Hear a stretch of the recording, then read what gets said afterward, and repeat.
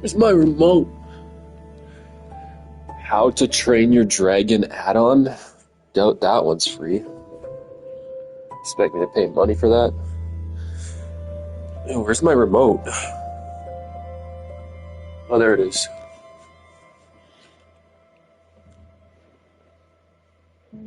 Alright. The How to Train Your Dragon add-on.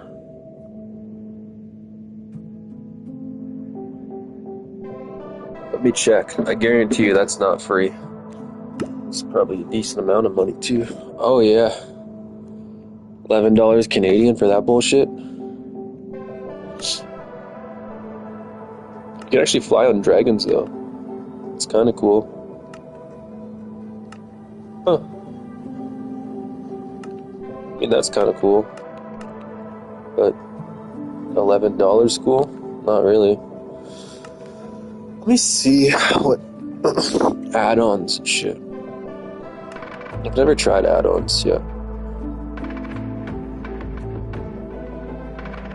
Free add-ons.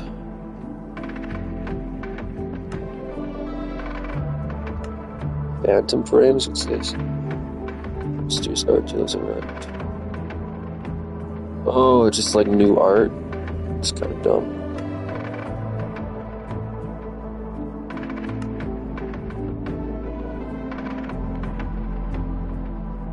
Dragonfire Light add-ons.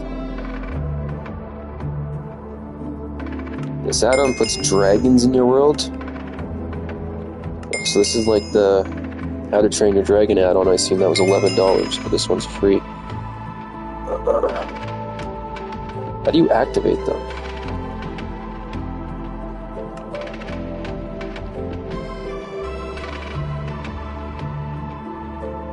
Oh yeah, I gotta put this back on hard mode. Not bad.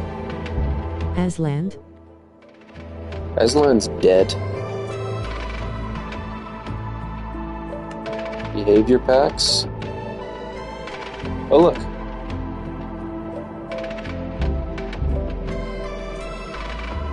You should copy the world. Okay. How do I do that?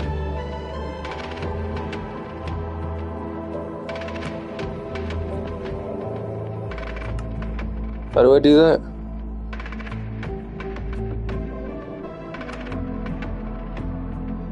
Oh yeah, duplicate world. Alright. I duplicated it, so let's add the dragon. So which one's the... This is the one that added dragons to it, I'm pretty sure. So let's see, I've never done Minecraft add-ons yet. Is there actually dragons and shit? There's no dragons. Fucking liars. Where are the dragons?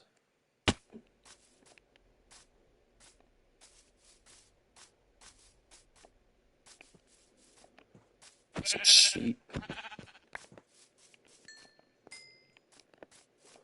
Pretty sure this is the one that I put the add-ons on.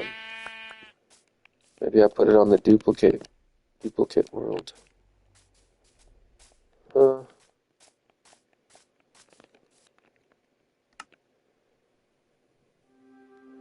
Which one has the add-ons? Let me go to edit. Behavior packs. Yeah, this is... Should be dragons on here, right? More details. 8 new dragons that appear as structures as you explore.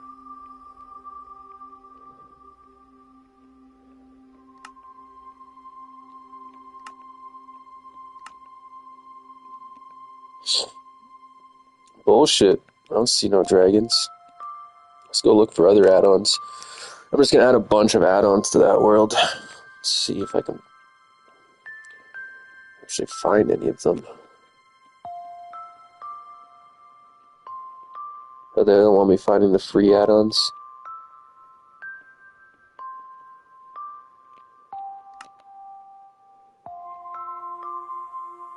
There we go. Alright, give me something cool.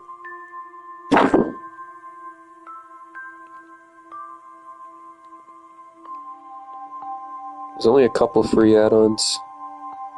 Scary furniture.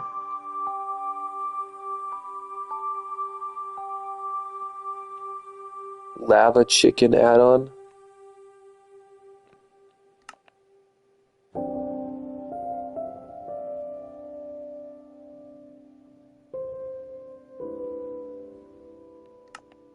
The fuck? Yeah, add-ons suck compared to mods. Well, this is a lot of downloads. 110,000.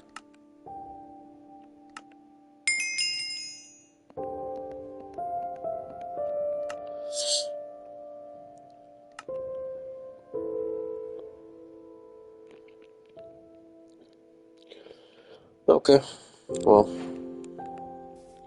new recipe unlocked. Check your recipe book.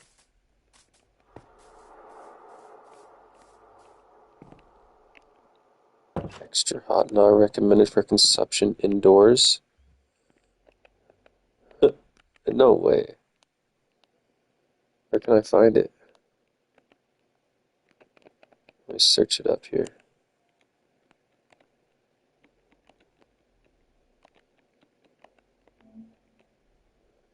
Steve's lava chicken. So you need a lava bucket. And you need chicken. What happens if I eat that? Is it gonna kill me? Okay. I'm gonna go look for... Oh, I got one free lava chicken. How did I get that?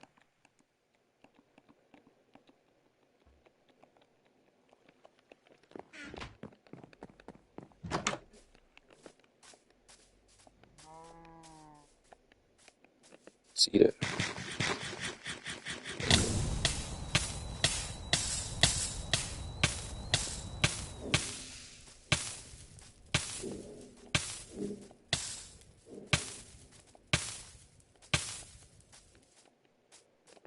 That was fucking stupid.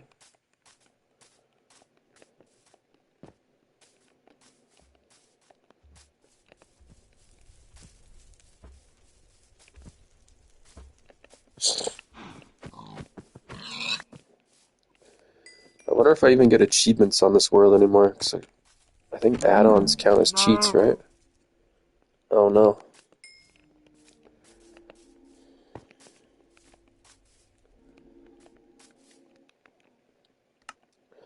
Well, that sucked.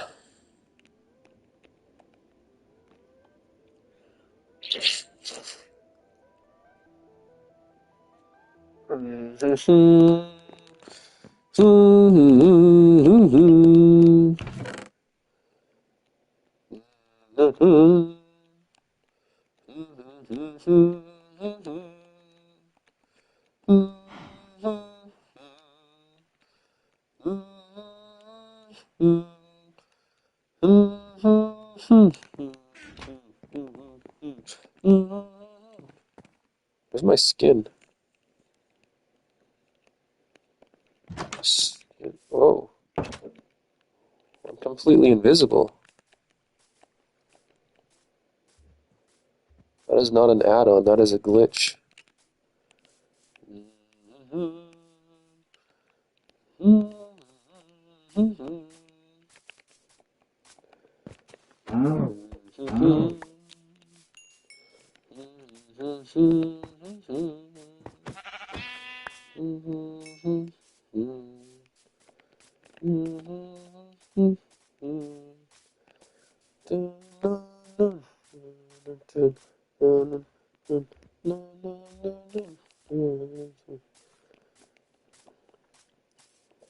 I'll use that Pokemon music for my time-lapse video I'm making right now.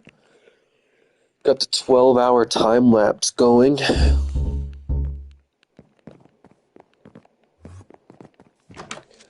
No. Oh, fuck, he's gonna blow it up. He's gonna blow it up in here.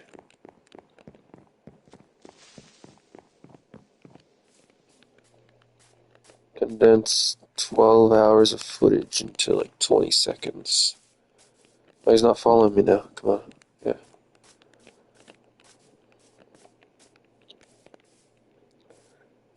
Follow me this way, please. Oh, yeah. Blow up in here. Blow up over here. Yeah, that's a fine spot. Alright, let's go. I don't know how I'm gonna find the place I want to find. Do my best. Probably won't find it though, who knows?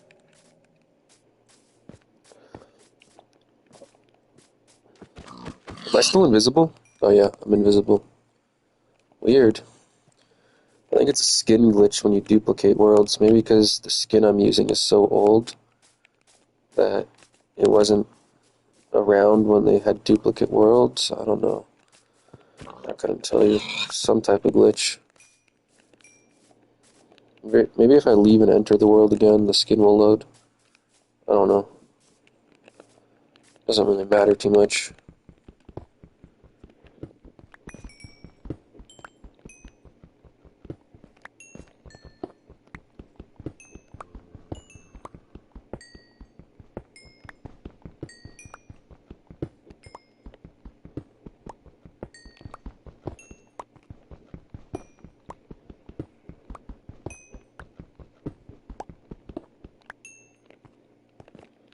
I remember trophy hunting on the PS3 Minecraft version when I was a kid.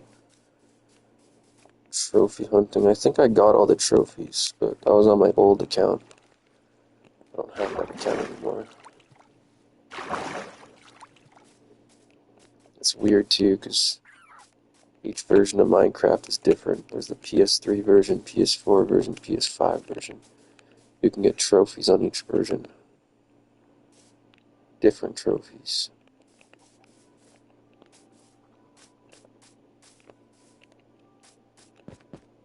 More coal?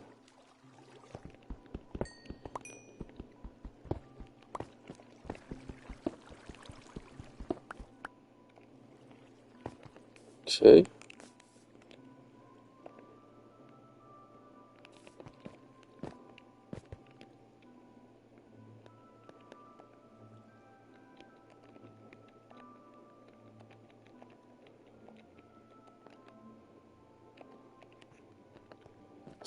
It's like Roblox, you can't say swear words.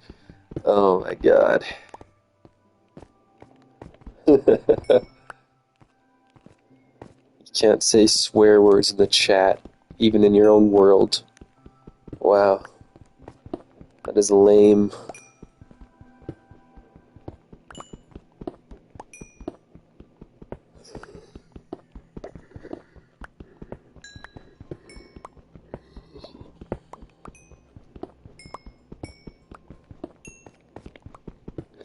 Temperature control.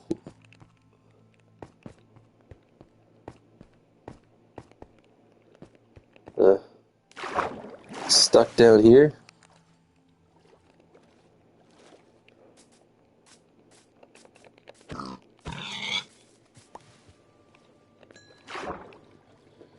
Where's Christian at?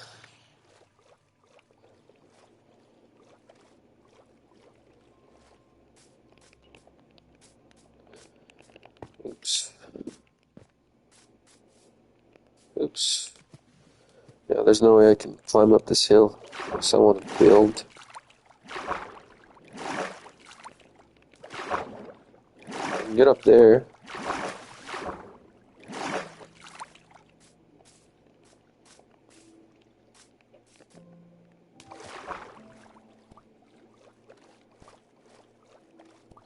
Some random XP over here. Hold up, I need to eat. I'm hungry.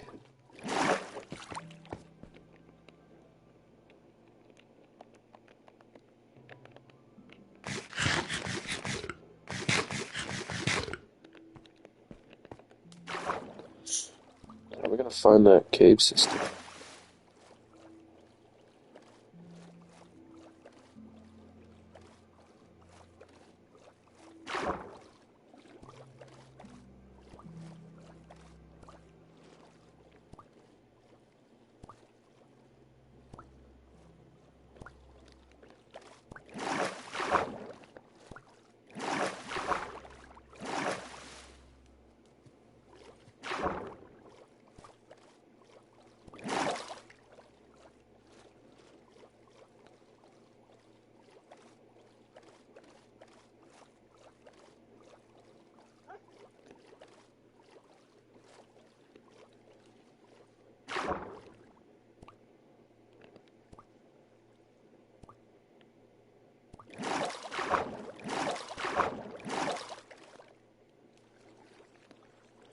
President Obama, we need your help.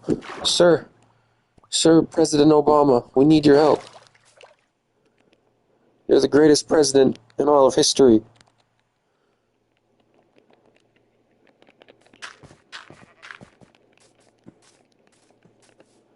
Oh, there's no way I'm going to find that ravine that I want to find. Maybe I'll find a new one? No idea. No idea.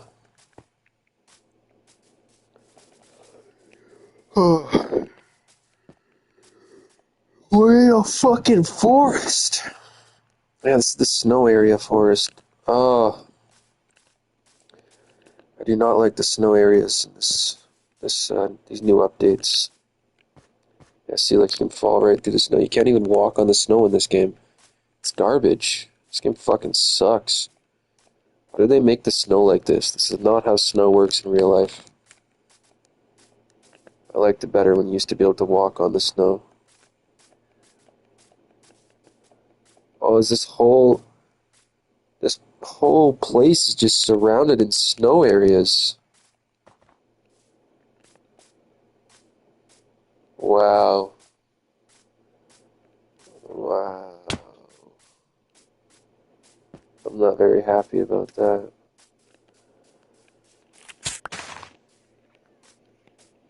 Out of my way.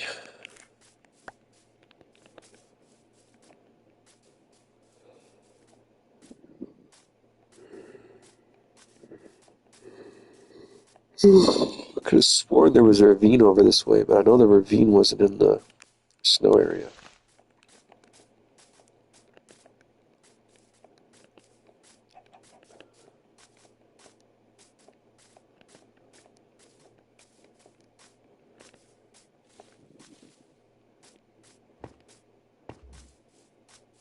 No. Ooh.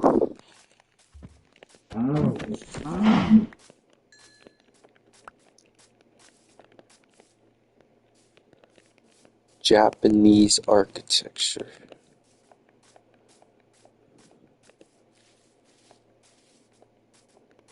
What are these? Huh.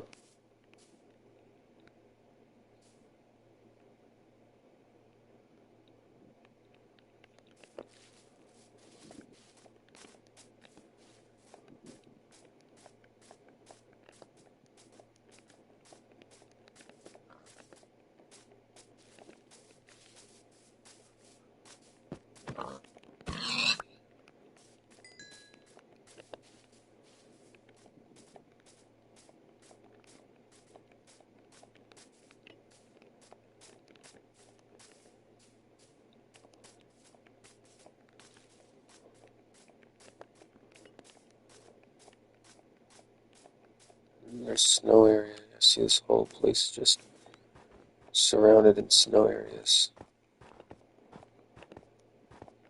Wow. Snow areas go all the way out to there. They wrap around here. They come around here. And then go out to there. Why the fuck is the snow biome so big? No way. Just wrap around the whole world?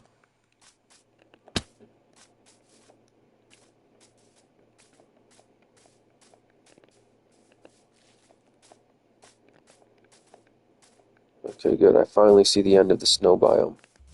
I might actually see the ravine I was looking for too, if I'm not mistaken. I thought it was that direction, but it might have been the opposite direction. I've only been there once before. I definitely see a ravine over there, so even if I don't find the one I'm looking for, I definitely have one to go to. Uh-oh.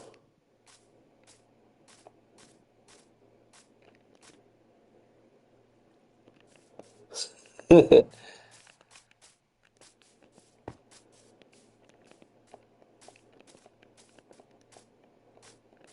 becoming nighttime. Whatever.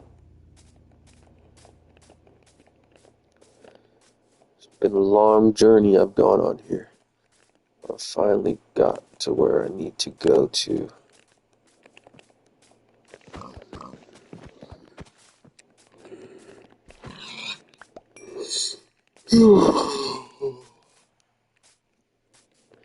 So I think there's a ravine right here.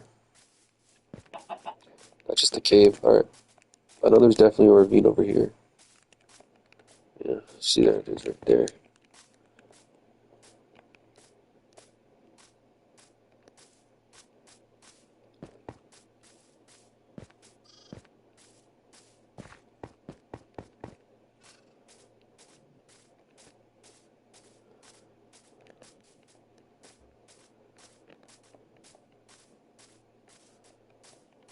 Alright.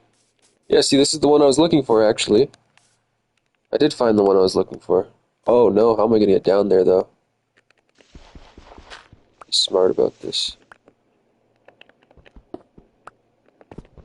Gotta build a stairway, I guess. That was a bad idea. I didn't think there'd be a drop there. Just risking it. They say to never build straight down, but never walk right after you build. You gotta look down, you know? Oh well, I didn't die. It's fine. So, not too deep in the cave yet. Just try to fill it up with torches as much as I can. Create a bunch of safe areas. Okay. I should try to just hold up and heal first. Need to get back to full health.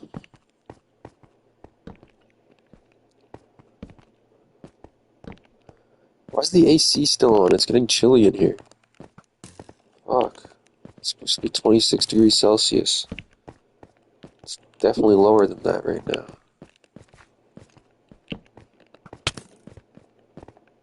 Oh.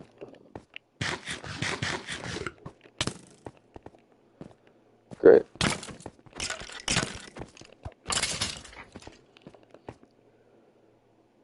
And my armor's gonna break soon. I didn't bring the rest of my armor with me. In case it breaks.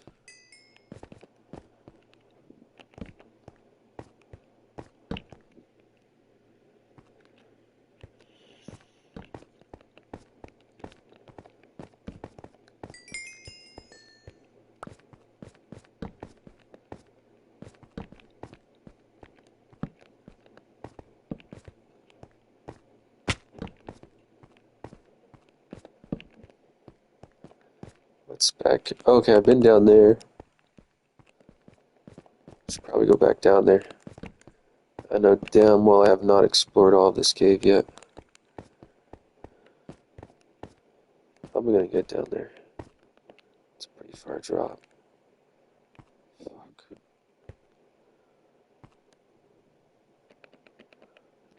Should I just risk it?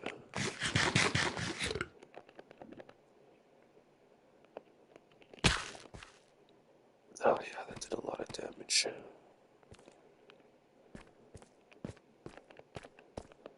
Okay, so I've been down that way. Or have I not been?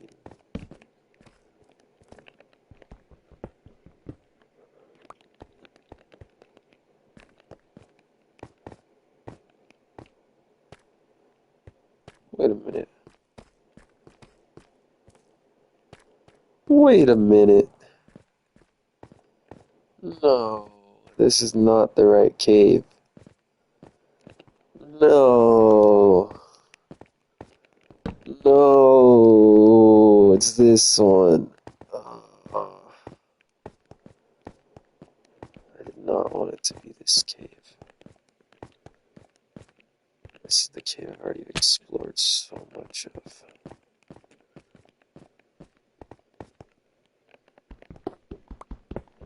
I'm not gonna find anything down here. Nope.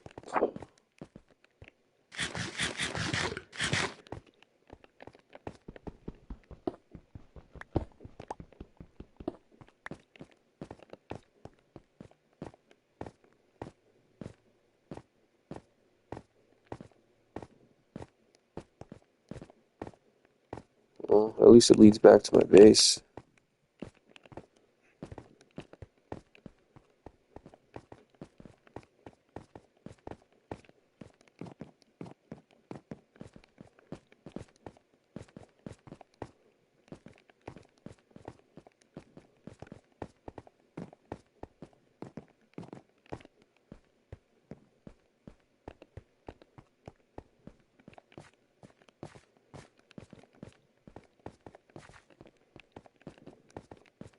It's nighttime still.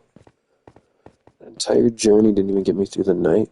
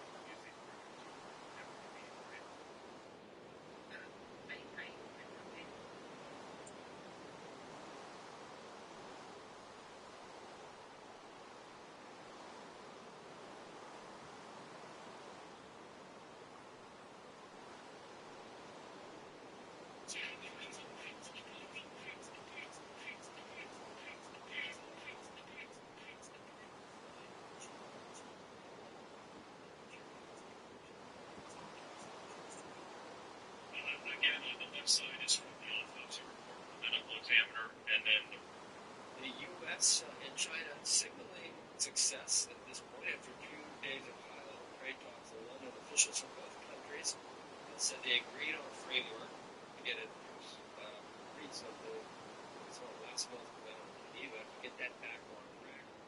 Commerce Secretary Lutnick telling reporters that the deal will remove restrictions on Chinese exports of rare earth minerals, as well as some recent U.S. exports of we haven't heard further details yet. The deal will await final approval from President Xi China, but he was announcing it yesterday, and he was, as you guys, he was very optimistic about it. But the Chinese were there and saying, yes, that's true, yes, that's true. It is pointed out by some in different whispers that a lack of clarity indicates, and actually, Lutnick said, the president, or we will remove sort of certain restrictions on exports. So what you are surmising that the president needs to instruct his negotiators exactly which exports he's willing to looks like it's going to be done, and then but then we go back to the law. Just get us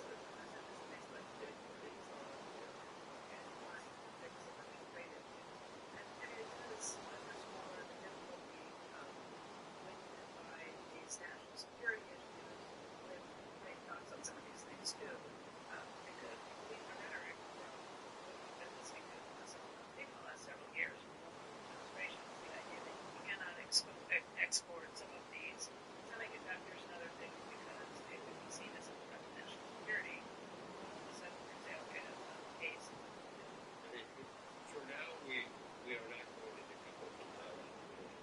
So if I've got a bunch of different pieces of a dinosaur and I'm finding them all over different parts of my lawn, could that mean that under my lawn there's just one huge dinosaur? This thing has kind of a weird shape to it, and some of these comments are pretty sus. I'm not sure that this person's referencing about the shape of my rock.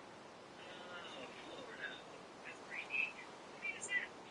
On the other hand, this person seems pretty sure that it is a rock. They have pretty irrefutable evidence. Shh, I think rocks are supposed to be a secret. Don't tell people about that technology. And that works.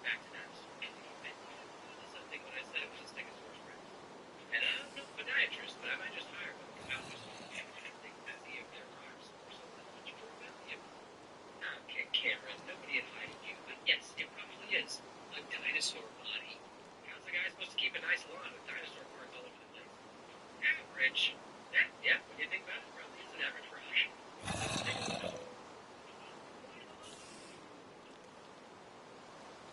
Anyway, grab a vibrator. $1 a gram. Okay. Okay, perfect. So you have 800 digits, whatever I can get with that.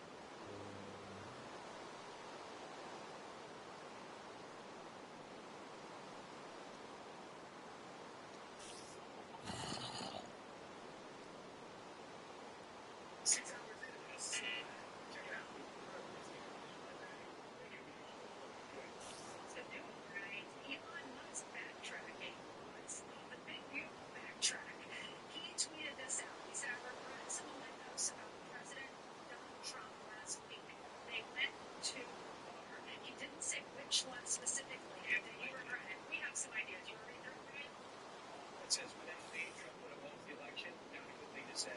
Dems would control the House, and Republicans would be down 51 in the Senate.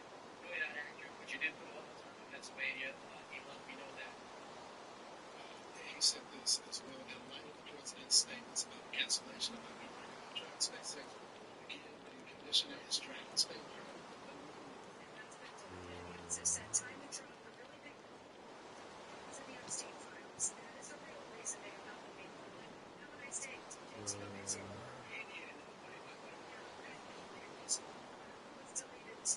So yeah, he also said that Donald Trump should be impeached. Anybody that knows the president, he's not spirited. Even if you disagree with him, you can yell, you can scream, you can make your points being heard. And when he took it public and he started seeing some of the documents from the impeachment, Epstein files and all that, he lost a little credibility, or a lot of credibility. Now, I think they will make up, but they're never going to be as close as they were before because the president simply can't trust the guy now. Donald Trump said that he thinks that he imagines that Elon Musk would want to talk to him. Listen. On Elon Musk, do you plan to speak to him on the phone anytime soon? I haven't really thought about it, actually. I would imagine he wants to speak to me. I would think so. If I were him, I'd want to speak to me, and maybe he was already called. You'd have to ask him whether or not he's already called. But I'd have no problem with it. So he did. So what does that mean? Ask him. I think he said, hey, you called me. But I'm not going to put it out there. But you ask him. I don't know for sure, but I would say that everything that he posted, you know what bothers him most? The attacks on the big, beautiful bill. Because it hurt it temporarily. It halted the momentum they had in the Senate. So now he's got, wait, this is my landmark piece of legislation. You better not hurt it. Remember, he blew up the debt ceiling deal that was done. I don't ever slow up, no I don't take shit. I got no love for the fakeness. this. If you wanna play tough and wanna hate this, I'll always show up. I don't ever slow up, no I don't take shit. I got no love for the fakeness. If you wanna play tough and wanna hate this, I'll always show up and make a statement. I don't ever slow up, no I don't take shit. I got no love for the fakeness. If you wanna play tough and wanna hate this, I'll always show up and make a statement. Everything I do so instinctive and so passionate. Every word I move so descriptive like an adjective. I got a vendetta against people who patented being negative when you should be getting after it. I got facts over tracks, this and that. Spitting slow, spitting fast. I could roast, I could gas. Think I'm okay at last, but I don't know if that can erase all the past. And the pettiness, a reflection of the emptiness. Hilarious, you think you're worth my time, you're delirious. Mysterious, because you are behind a fake exterior. Inferior, you know I'll always be a bit superior. Get off of me, this ain't no humble brag. I want you to hear words, you can say them back. I want you to feel free from the chains at last, and to believe in what you got, it was built to last, yeah. Now that I've been put through hell, I never got anyone's help. I had to do it all myself. I don't ever slow up, no I don't take shit. I got no love for the fakeness. If you wanna play tough and wanna hate this, I'll always show up and make a statement. I don't ever slow up, no I don't take shit. I got no love for the fakeness. If you wanna play tough and wanna hate this, I'll always show up and make a statement. Gonna learn the consequence of being incompetent. Mental health is confidence, dreams and some honestness. I'm not here to save the day, that's for you to take away. I could play a million mind games, but instead I say something not illogical, something that is topical. Rub it on and watch it go, make yourself unstoppable. Dreams are irresponsible, but they're always possible. If you just believe, you could be so remarkable. Thoughts in my head, a collage and they spread. I'll be great one day, going off of my meds. No, I'm not giving up, no, I'm not giving in. I will make it to the top, taking off in the wind. I gotta make it, I'm saving every day to taste it. I'm patient, but my mind, it can hardly take it. I'm chasing a dream that I've had for several ages. A vacant, modern kingdom for the taking. Now that I've been put through hell, I never got anyone's help. I had to do it all myself. I don't ever slow up, no I don't take shit. I got no love for the fakeness. If you wanna play tough and wanna hate this, I'll always show up and make a statement. I don't ever slow up, no I don't take shit. I got no love for the fakeness. If you wanna play tough and wanna hate this, I'll always show up and make a statement. I don't ever slow up, no I don't take shit. I got no love for the fakeness. If you wanna play tough and wanna hate this, I'll always show up.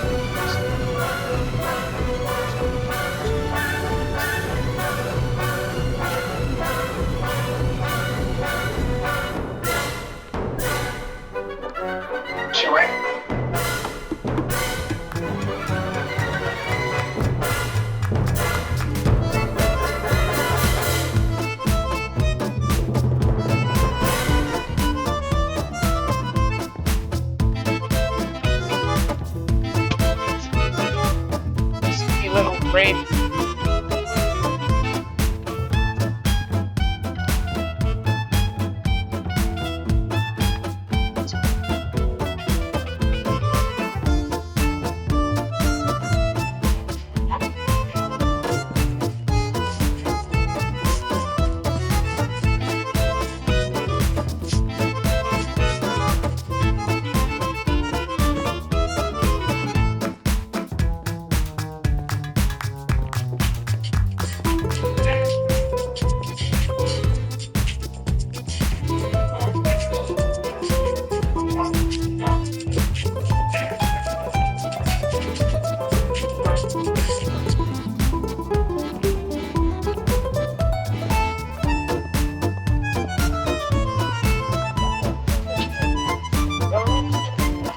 Set fire to go around.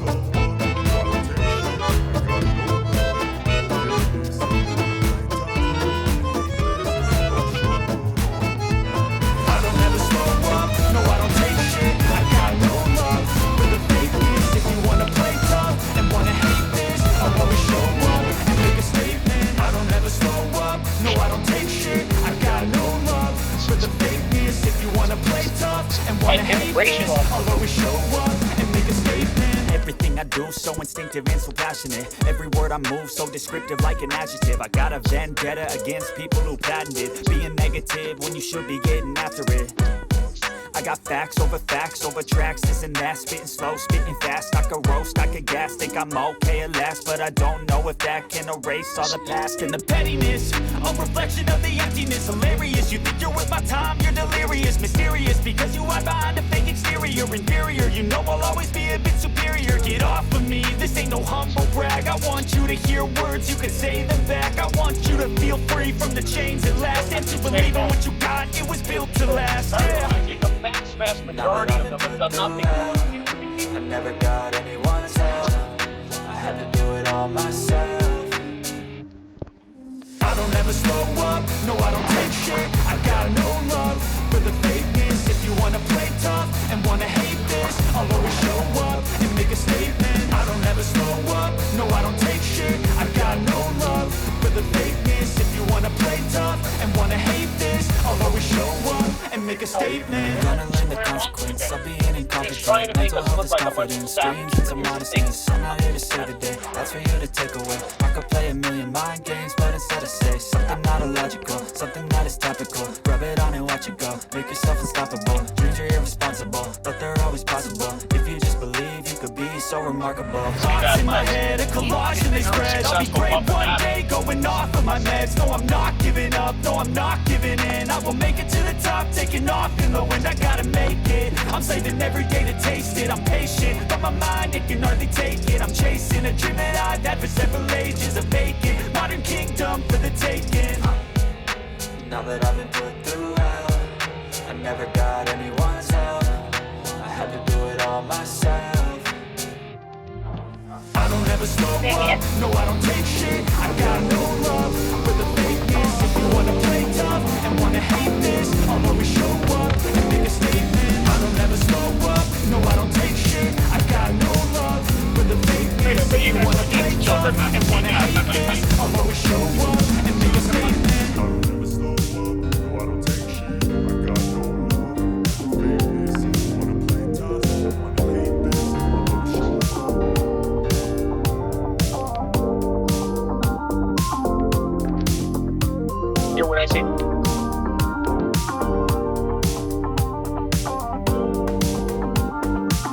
No, you don't want to at all. I thought the idea was to make America great again.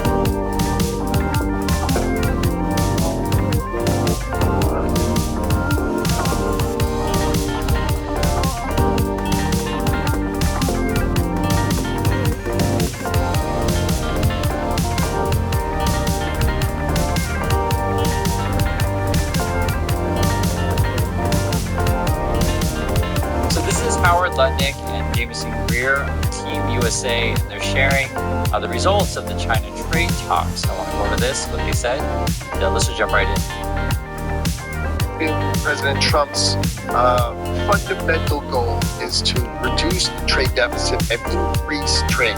So this was the first step of the framework by which we will then discuss growing trade. But first we had to get sort of the negativity out, and now we can go forward to try to do positive trade, growing trade, and beneficial to both China and to the United States. So according to Lutnick, you got to get the negativity out, right? Negative. And actually, it's quite interesting to watch this thing. I want you to keep an eye on a couple dynamics. Look at the nonverbals, the body language. Lutnick is essentially the professional court gesture for Trump. Jameson Greer, the guy on the right, is a lackey of Trump, but he's not nearly as experienced in essentially lying to the cameras, and his face tells the full story. So Jameson actually looked pretty upset during this whole thing, you'll notice. And it appears to me also that Lutnick is kind of the boss here, which we'll point out in a moment here. So let's watch a little bit more. Do you feel confident to make agreements before? He was right there when Lutnick said, "Hey, Jameson, you got my permission to talk," kind of stuff. So here's Jameson taking the question. On the 12th of August? Can you repeat that again? Do you feel confident to make any agreement with China before the 12th of August? Before the deadline? Well, we know that they're motivated. Our president is motivated. We're moving as quickly as we can. So, we would very much like to find an agreement that makes sense for both countries. The relationship is complex. There are challenges that can't be eliminated in a couple of months, of course. But there are things we potentially could do. So, I just think we feel positive about engaging with the Chinese, understanding the real challenges we've had for many years and some will endure. There's no. It was interesting. What it sounded like to me here is like it's going to take a long time. I mean, that was Jameson's answer basically, and this is very, very different language than what they came in, saying before, that everyone's knocking on the door and we're going to go at Trump speed. That's the stuff they were saying. And, we're going to make all these deals and we can make any deal anytime we want. And then they come out with, 2 days of trade talks with China. And they're like, well, this could take months and months. And their demeanor looks really, really negative. And then, from Ludnick's point of view, he's like, well, we're just trying to get rid of the negativity. It's actually pretty shameful how bad these guys come across. Let's look at more some details. What else do they say about this? Not to the extent of the deadline. Extent of the deadline. Well, listen, that's going to be up to the president, right? I mean, that's all of this is up to the president. He's been asked directly about this sometimes, and he says something like, "We'll see." So I'm not going to say more than that. Oh, we'll see. We're just going to ask Trump, and he'll say, "We'll see." I'm not going to say it, and it's like, then they start laughing, like they know this is a charade. It's crazy. Let me show you a bit more. This is actually the kind of person that Trump is, which you guys already know, but I just want to use this as an example. Trump will tweet out stuff. I hate Taylor Swift, right? That's their boss, this guy who cares about pop stars and that kind of stuff. And in contrast, this is President Xi over in China, the kind of stuff that he tweets out. This came out today. Recalibrating the direction of the giant ship of China-U.S. relations requires the two sides to take the helm and set the right course, right? So this is the sort of things that you'll find among the Chinese leadership. They really care about their language. They're very careful about this stuff. And on the American side, I hate Taylor Swift. So that's what it is. Let's hear more from the American side. What's going on? On chips like the H20 from NVIDIA, will they ever be on the table to lift those restrictions? I mean, again, this conversation is about the Geneva Consensus, the Geneva Agreement, and implementing that. I mean, when it comes to export controls and all these different things, I mean, in 8 years of negotiating with the Chinese, I've never had a meeting where they didn't want to talk about export controls and that kind of thing. I mean, we're focused on the Geneva Agreement, focused on the calls for defense, implementing that. Will we see more rare earth minerals coming? We do absolutely expect that the topic of rare earth minerals and magnets with respect to the United States of America will be resolved in this framework implementation. That is a fundamental part of that. Also, there were a number of measures the United States of America put on when those rare earths were not coming.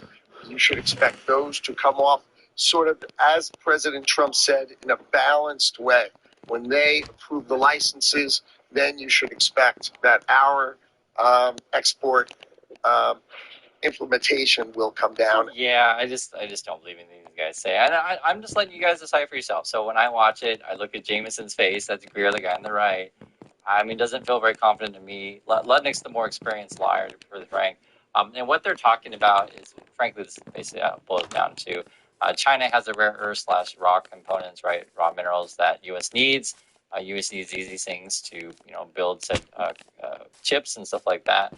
China then would say, okay, we got the raw stuff. You can, take it, but then you got to ship us back some of the finished product. And this is where it gets really contentious. So effectively, China really wants to get NVIDIA chips. That's one of the things that they asked here. And if you understand Trump's future plan or Musk's future plan, because they're interconnected, is that they're saying, hey, we're going to use a bunch of NVIDIA chips and otherwise to build data centers, robots, cryptocurrency, all this kind of stuff, and we want to lead China in that realm. I laugh because I always tell you that the stuff that Trump wants to do and Musk, it's like a bunch of pipe dreams and, frankly, nonsense. And so, whether or not we should let China have it for, building their own crypto farms, I don't think China's actually going to do that. I do think data centers, though, is a big deal. And yes, there is money in this kind of stuff, but, it may be a bubble worldwide. The other issue as well is, do we want chips, say, to go to, technology into Chinese military and things like that? So these are actually contentious issues that may not get solved, and that's why it's ludicrous whenever these guys come out and say, oh, it's going to be, done in a week or so. This is going to be a long, running thing. Some people have asked about how do the Chinese, counterparts sound. Let's have a watch of that. Did you know that Bitcoin surged 125% last year? If you want to join the party but think it's too complicated, make it easier with Kraken. Buy over 275 cryptocurrencies. With just a couple of clicks, fund your account in seconds, get access to over 300 crypto guides and tutorials, set your limit price, and withdraw your money without hassle. Join 13 million people across over 190 countries. Start your crypto journey with Kraken.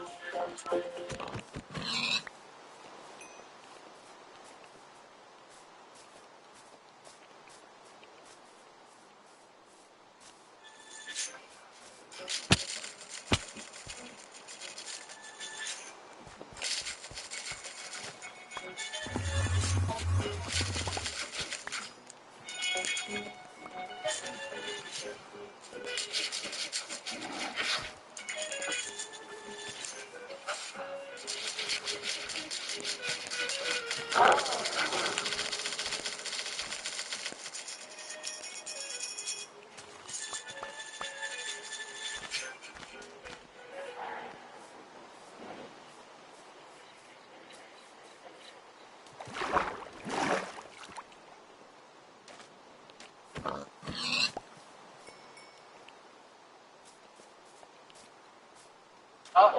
首先感谢中外所有的媒体界朋友们对中美这次伦敦会谈的关注。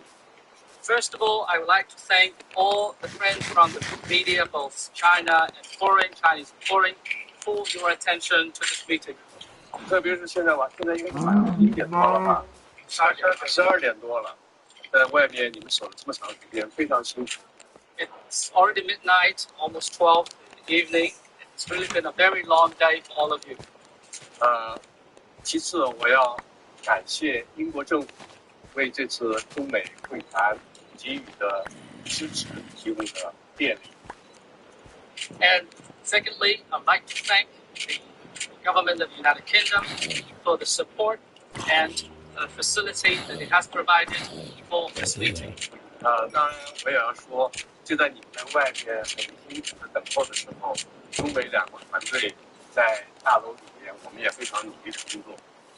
Of course, I would like to say that whilst you are waiting outside very anxiously, the teams from China and the United States were also working very diligently. So, if you, I mean, and you guys can make up your own mind, but for me, you know, if you were watching this and you had a choice of, say, you're Canada or, you know, say you're Australia or Germany or, you know, wherever you are, and you had a choice of, you know, which team would you choose to negotiate with and make deals with? Would you go with the Chinese team here who, you know, respectfully thank people, these kind of things, treat you with respect, or would you go with the U.S. team who basically try to fast talk you and stuff like that? And you'll see more. I mean, to me, the choice is obvious, and it's shameful because I just want to make it clear, guys. I want the USA to do well. Trump people aren't putting us in a good position right now. It's you can see it with your own eyes. The basic gist of it, what they keep saying, and you'll see it. I want to play some more though. Is that hey, we're gonna, you know, go back to what we agreed to have a framework of talking more. That was back in the Geneva talks, and that was what was all about, like setting up, you know, bat phone essentially with each other so we could talk. And so I guess the talks in UK was all about going back to talking some more. That's really all that we have. But I want you to hear them say it with their own words. Let's watch more. Is this meeting different than Geneva? What was outside Geneva? Is there a time frame? Well, the difference between this meeting and Geneva is Geneva set the framework, but for whatever reason, it just wasn't happening. It was going too slowly, too painfully, and so we put that on the table. But most importantly, you had President Trump. I would play his tape for people, and they would be like, that shit is garbage. Get that shit out of here. This white boy, you ain't no MC, just trying to be black, blah, blah, blah. It's a white boy? Oh, man, that shit garbage. He had a white cassette called the Slim Shady EP. I remember listening to it thinking, this is like the worst, most violent shit I've ever heard. It was really, really, really, really, really, really, really great raps, but with subject matters I couldn't relate to. I'm in enough to just bring an issue for no reason. I'm calling this no season. Hey, we're gonna see about that. Hi, my name is... No. Shut up. Slim Shady. Shut up. I would play his tape for people, and they would be like, that shit.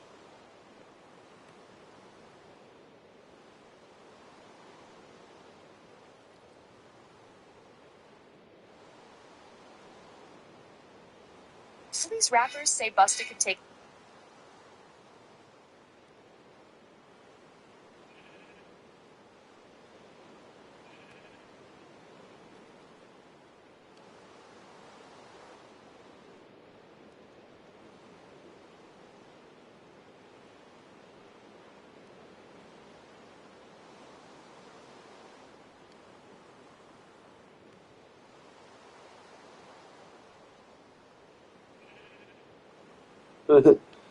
Advertising.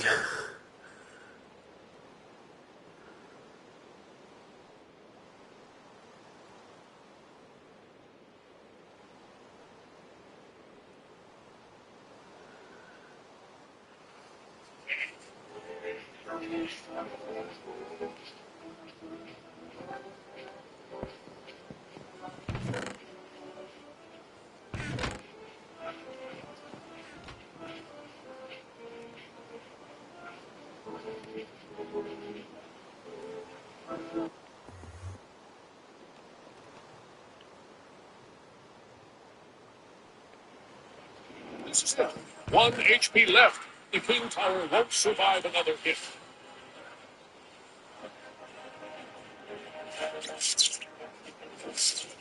Still hanging in there.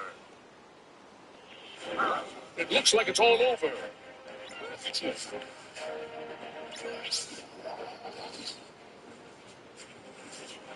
The field is clear.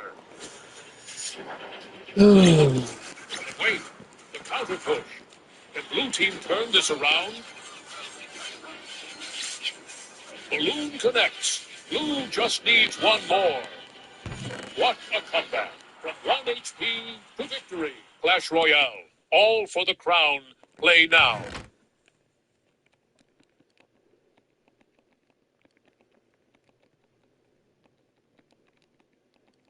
Alright guys, so let's talk about de-dollarization today, and things are just getting crazier. Now ever since the G7 confiscated Russian money, this eventuality was baked into the cake. And we've said it many times before. Biden did the US financial system a big disservice by working with Europe to immobilize Russia's assets. But Trump didn't do a rollback either. In fact, the tariffs just further emphasized US overreach. I personally feel weaponizing the consumer market is on par with Biden's mistake. And here's what's on the line. Foreigners hold nearly 19 trillion in US stocks, 7 trillion in US government bonds, and another 5 trillion in credit assets. In treasuries alone, that's 30% of total outstanding debt. It's an incredible amount that is at risk the longer this trade war continues. Now, Trump loves to poke at the deficit, but he forgot about the capital account surplus the US enjoys. And that's why borrowing costs were so low over the past few decades. However, beyond just central banks dumping US bonds, there's another threat on the horizon we must discuss. It's going to put further pressure on the bond market. Brazil is now looking to issue panda bonds to borrow money. For many emerging markets, the norm is to borrow money issuing US bonds. So this move signals a big shift away to the RMB. Now, when countries borrow money, it's normally through two mechanisms. One is through their local currencies, and this can be bonds denominated in euros, yen, or Canadian dollars, depending on your country. Now, the second option is to issue debt denominated in dollars, US dollars. And for many countries, there are big advantages in doing so. They get to access a bigger pool of capital because the dollar is the reserve currency. Many investors out there, they hold dollar assets more than anything else. So if Brazil issues dollar bonds, there's also no currency risk for these investors.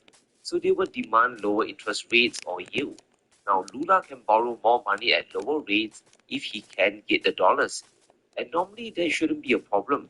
Brazil is a big exporter to the world, and they ran a trade surplus of $74 billion in 2024. The dollar is the main trading currency, so the majority is in the USD. They can basically mortgage their future surplus earnings for money today to spend. I will borrow $1 billion today because my surplus will generate debt down the road. However, things are changing. Trump's tariffs are going to tear apart the old playbook. And if countries start issuing fewer bonds in dollars, it weakens the usefulness of the greenback. Now, it's critical we understand how global trade affects dollar assets around the world. But first, let's have a negative example of how the trade deficit works, courtesy of Trump himself. We had a trade imbalance, we had a deficit, or they had a surplus, another way of saying it, of more than $1 trillion. Think of it, more than $1 trillion. And because of 145%, that's the only reason, but because of they have now 145% tariff, there's no trading. You can't trade with 145%. We are therefore making, in a certain way, I guess, $1.1 trillion. In other words, we're not losing $1.1 trillion. The US doesn't make $1 trillion by cancelling trade with China or any other country. That's not how economics work. But what does happen is that dollars from US consumers stop flowing to exporter countries, which is the big problem for Brazil that relies on pushing products to the world. So if Brazil issues dollar bonds, can they earn back the currency down the road? Borrowing the RMB is also cheaper. They recently sold a 10-year dollar bond at a yield of 6.73%, much higher than what the US Treasury is borrowing at. which is around 4.5%. As US yields rise higher, Brazil would have to pay 7 or even 8% down the road. Borrowing in the RMB could be as low as 2% to issue a 10-year bond. That's at least 3 times cheaper. Now sure, there's currency risk, but China has to keep the RMB within the trading band for the foreseeable future. Do you want the brand new Void Legendary Champion for free? Meet Tahanarak. This stunning support champion will blow your mind. First, Tahanarak is a Void Legendary Champion, which means she's really hard to get. She boosts your champion's speed and defense for 2 turns. Also, her passive removes 2 debuffs, which works remarkably well with her healing ability. But what about my opponents, you might ask? Well, listen to this. She can decrease the attack, place a block buff debuff, and spread 2 random debuffs from the target to all other opponents. All that in a single skill. The Hanorak is fantastic in all PvE, but she really shines in Hydra and Chimera. You need to build her fast with high accuracy and survivability skills. Start by using a triple perception set, which you can easily get from Faction Wars. As you progress, use a relentless set to get more turns. Go hard with the 9-piece Feral set. The Hanorak is a true gem once you get to her full potential. Download Raid, use this promo code to get to Hanorak for free.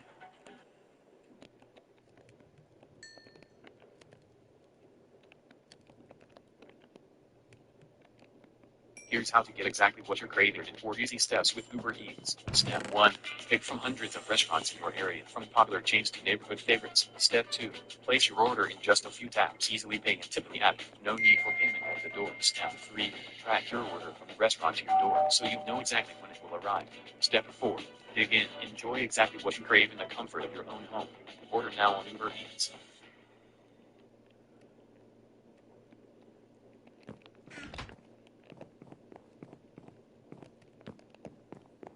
Sure. However, the US dollar is extremely volatile. While it is collapsing today, we have no guarantee that it will continue to collapse all the way down, right? We have no idea what comes next. Trump's tariffs might get thrown out after the midterms, or when he leaves office, then the dollar could spike even higher. Or interest rates in the US might continue to rise. Brazil would have to pay even more to borrow money in dollars. But there's also another big incentive. Brazil is one of the few countries that have a trade surplus with China. They sell more to Beijing than what they buy. And they enjoy a trade surplus of 313 billion RMB or $44 billion. And this amount will only continue to grow as China stops buying US grain and food exports. All the business will hit Brazil and grow their trade surplus with China. So you can see how dangerous this feedback loop is for the US. As China continues trading more with BRICS, the odds of them issuing more panda bonds just grows. And that's why Trump's reshoring plan and tariff war has serious trade-offs. Yes, you can bring home critical industries. That will mean cutting off global trade, doesn't it? As a consequence, the dollar's reserve status will be compromised. Other currencies like China's RMB will rise in prominence. So peso can't maintain dollar strength, the reserve currency status, and low bond yields all at the same time. Something has to give, something will be sacrificed. But here's another problem Pearson faces. He wants China to rebalance their economy. Now he has said it many times in the past, and here's a good reminder of this. President Trump wants to rebalance the American economy back to a manufacturing economy with high precision manufacturing. I think everyone agrees, including Chinese leadership, that they need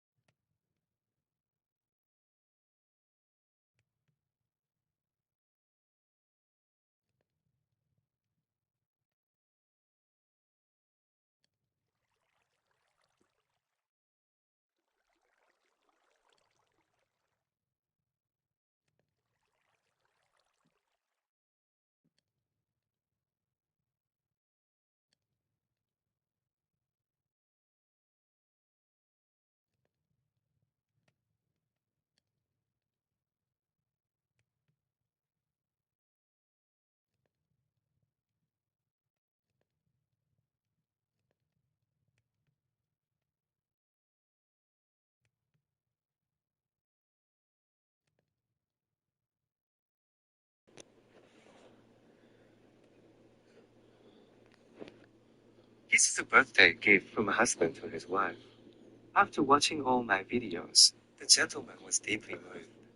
He shared that during his career's upward climb, he's been working tirelessly, often neglecting the bond with his wife. With her birthday just days away, he wanted to surprise her with something extraordinary. After days of searching without finding the perfect gift, he stumbled upon my video and immediately decided to commission a custom lotus treasure pendant. The pendant is shaped like a seashell, housing a rolling pearl inside. The front features a carved blooming lotus en or to his wife's name, which includes the character Lian, meaning lotus, symbolizing holding you in the palm of my hand. He explained that his wife is his most precious treasure, and he vows to cherish her for a lifetime. He hopes this pendant will serve as a token of his constant presence in her life. Crafting this piece took me the full days, and it stands as one of my proudest creations, though the process was far from simple. While the video is brief, the craftsmanship is intricate. Ensuring the pearl rolls smoothly without falling out, and carving the lotus with lifelike precision, requires meticulous attention. Each such pendant demands 2 to 3 days of painstaking work. You might scroll past this video in seconds, and perhaps never encounter my work again. To all who see this, I wish you lifelong success, robust health, and boundless prosperity. Strangers, creating this piece took countless hours of filming and crafting. Could you spare a moment to click like and support artisans like me? Oh, Songhi.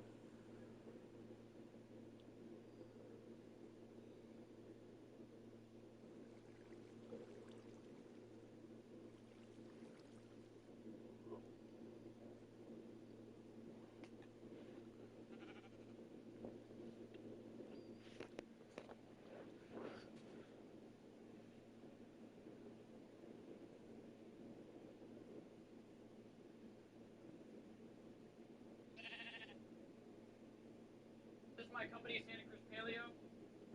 We make the best electrolytes on planet Earth, okay? Let's grab your fresh cup right there. We even invested in nice cups. We don't want to do the plastic, you know? We have mango lemonade and starfruit. Which one do you want to try? We'll try the mango lemonade. Mango lemonade. There you go. Put the cup there. I'll give you a little sample. We started the company when we were in Santa Cruz. Now we live in Del Mar, actually. We get the ones that are a little hybrid stuff.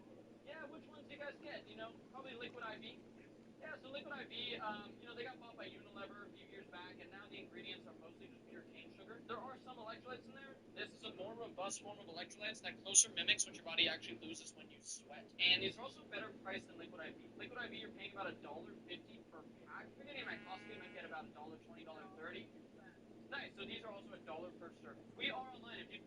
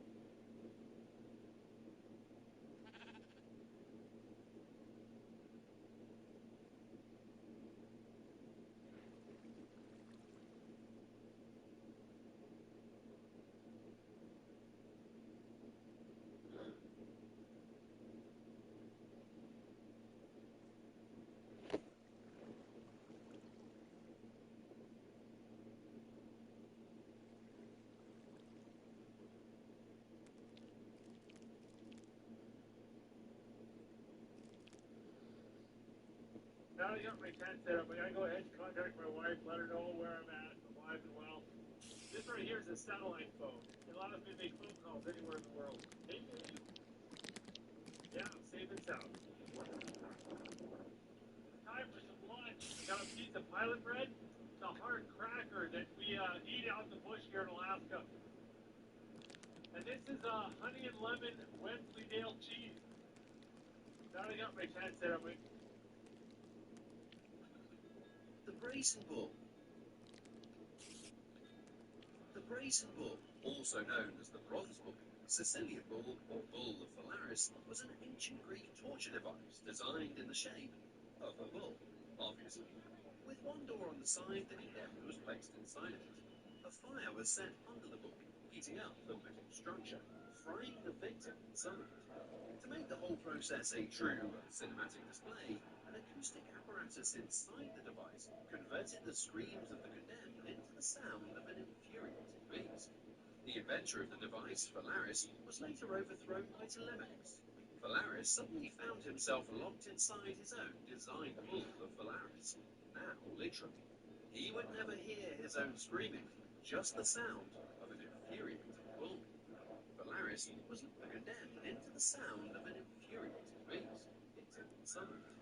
To make the whole process a true cinematic display, an acoustic apparatus inside the device converted the screams of the condemned into the sound of an infuriated beast. The inventor of the device, Phalaris, was later overthrown by Telemachus.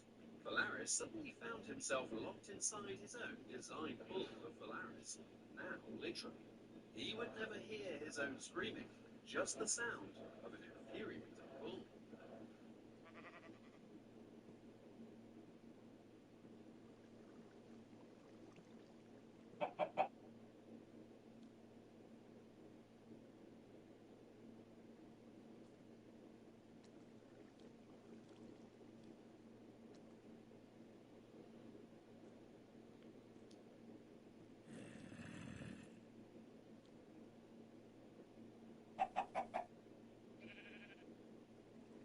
The brazen bull was a terrifying execution device used by the ancient Greeks that looked like a life-sized bull made of bronze. There was a chamber inside where a person would be locked, and a fire was lit underneath that would slowly raise the temperature. The design of the bull would amplify their screams, making them sound like the wild howling of an animal. Incense was placed in the nose to cover up the smell of what was burning inside. The brazen bull was a terrifying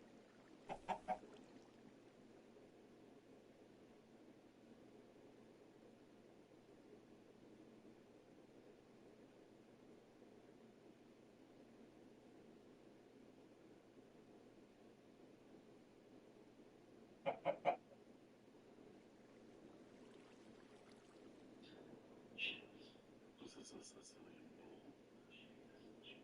The victim was put inside this chamber, a fire built below, and they would suffocate and burn like an oven inside. This is a Sicilian bull. Have you ever wondered what the most terrifying punishment in history was? Meet the brazen bull. It was a hollow metal statue shaped like a bull, used in ancient Greece. A person would be locked inside, and a fire lit underneath. As the metal heated, the person inside would suffer terribly. To make it even worse, their screams were designed to sound like a bull's roar through special pipes. Have you ever wondered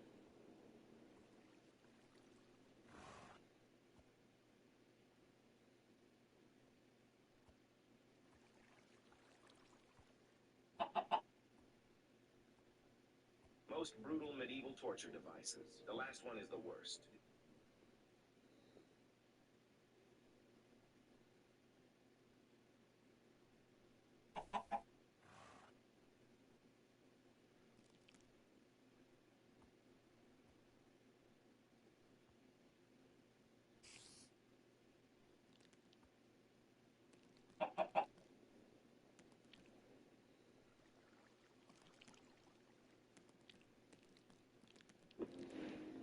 Phalaris, a ruler in ancient Greece, didn't exactly like Perilos' invention. He challenged the functionality of Perilos' invention and insisted on testing it to see if the pipes would transmit the sound. Perilos climbed inside the bull. Phalaris closed the door behind him and set a fire underneath it, telling him, "Receive the due reward of your wondrous art. Let the music master be the first to play." Perilos was removed from the bull before he died. He was then thrown off a cliff.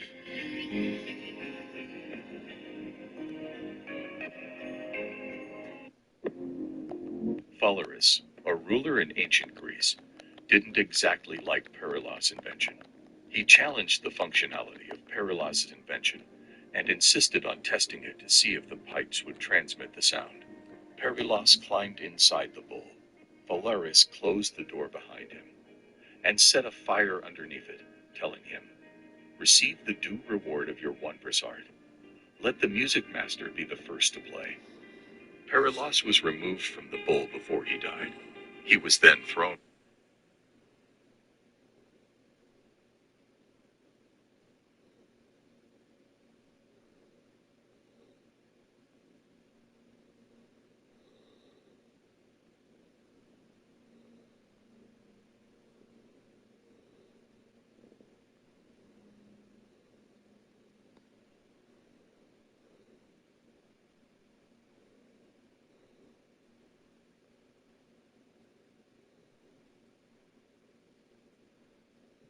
If you want to get into crypto but think it's too complicated, make it easier with Kraken. Buy over 275 cryptocurrencies with just a couple of clicks. Fund your account in seconds. Get access to over 300 crypto guides and tutorials.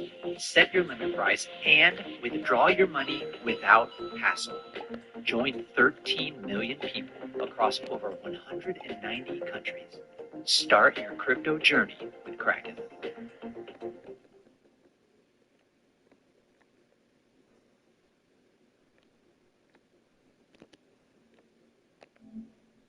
Bro, the level just started and we're already getting overrun. I gotta take these guys out. Build this crossbow tower as fast as possible. I don't even think I have a choice.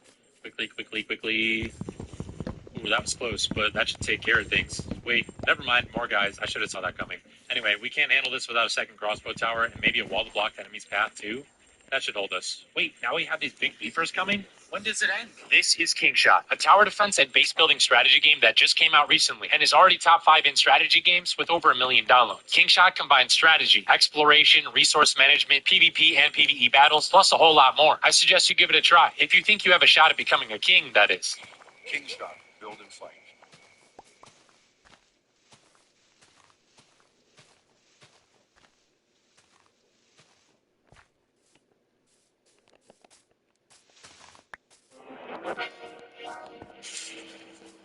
The chaos unfolding in LA appears sending shockwaves across the globe. Our very own US correspondent Lauren Tomasi was caught up in the mayhem, shot with a rubber bullet. Take a look.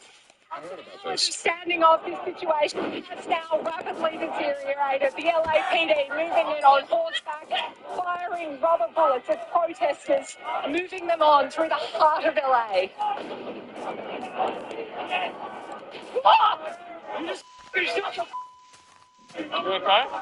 Like, for example, when the BBC reported this as reporter caught in the crossfire, that wasn't because the BBC reporter was stupid. That was because they're a liar. Doesn't matter how many times you watch it, right? Lauren joins us live now from LA. Lauren, I think we were all so shocked and so deeply troubled by what happened to you yesterday. How are you feeling this morning? Morning, Sarah and Carlos. I'm good, thank you. I have a bit of a bloody big old bruise. Did he think they stopped filming? No, police officers just correctly assume they'll never get in trouble for doing stuff like this. And it's a little bit sore, but I am all okay, thank you. Hey, can you talk us through just, it was obviously, it's been a big couple of days, but it seemed to me that escalated. And talk us about to what happened before and then during and after. Yeah, I mean, we were reporting on the Today Show all morning the situation on the ground in downtown LA. My cameraman Jimmy and I had started by that detention centre in downtown LA, and there was, a few skirmishes here and there and a little bit of chaos moments as we went throughout the morning, but it was about 5 o'clock local time when there were suddenly just thousands of protesters on the streets of downtown LA, and we felt that presence of the LAPD and law enforcement really ramp up. Jimmy and I went live. We were doing a cross into the program, and police started pushing their way up the street. They'd begun firing tear gas canisters and those rubber bullets, and we moved onto the sidewalk and really tried to stay out of the way. What you saw, that report, was at the end of that live cross. We'd moved off to the side of the road. We were at the side of police. I had my back to those LAPD officers. I was really focused on the camera and, you know, finishing that report, telling what was happening. And I got hit. Jimmy scooped me up and we made our way out of there as quickly as possible. Bit of a shock. Oh, I mean, it's a tremendous shock, Lauren, and you were just doing your job, right? And we've been in awe of your coverage for the past few days and how incredibly difficult those circumstances are for you. We know it was tense. I mean, those circumstances that you found yourselves in for that report specifically seemed to be somewhat calmer. And then all of a sudden, you know, he turned and fired at you. It just seemed so out of place and so bizarre. Have you managed to, has there been any explanation? Have you been able to sort of gain any intel on how that happened, why that happened? No, I mean, where we were standing, it felt like things had calmed down a little bit after that big, you know, chaos of moving up the street. And we'd found a moment where police were still standing off there, but you know, it had calmed for a moment. The police were standing still, and that is why we stepped off to the side. We weren't in a group of protesters or anything. We were with other media. I think you can see a cameraman walk behind me in the middle of that shot. So, look, we were doing our best to report what was happening from the scene in the safest way we possibly could. And Jimmy and I were listening to everything the LAPD had been saying to us. But also, you're balancing a lot there, and you've also got protesters who are furious with you. Who? I have not seen anybody. I have not seen any lefties on Twitter. Who? What? Sorry, this guy's shock collar activated. It's time for more consent manufacturing. And for the most part, over the last couple of days, I've seen you in every circumstance be calm and talk to these people. You've also been fearlessly unbiased.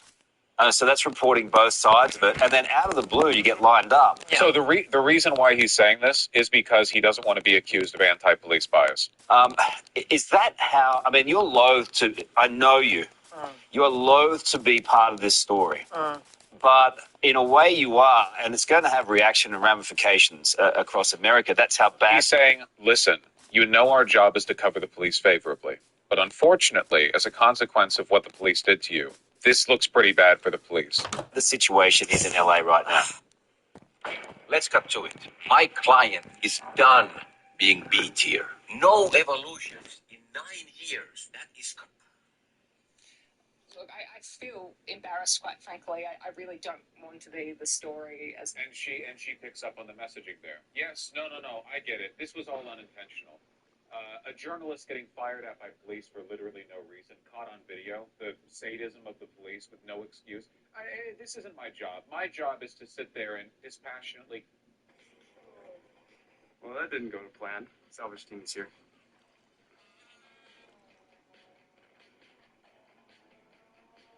Let's build her a new garden bed. Let's make another one. Hope she doesn't hate him.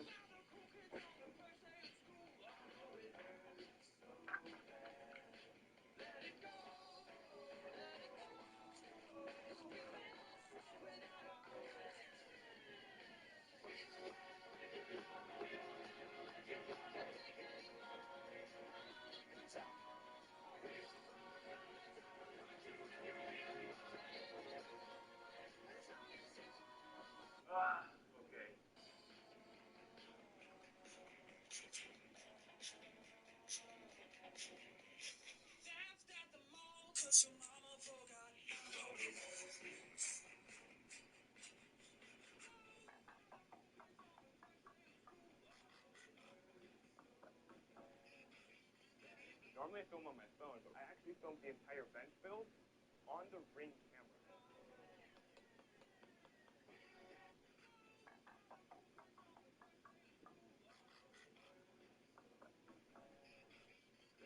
Normally I film on my phone, but I actually filmed the entire bench build on the Ring camera.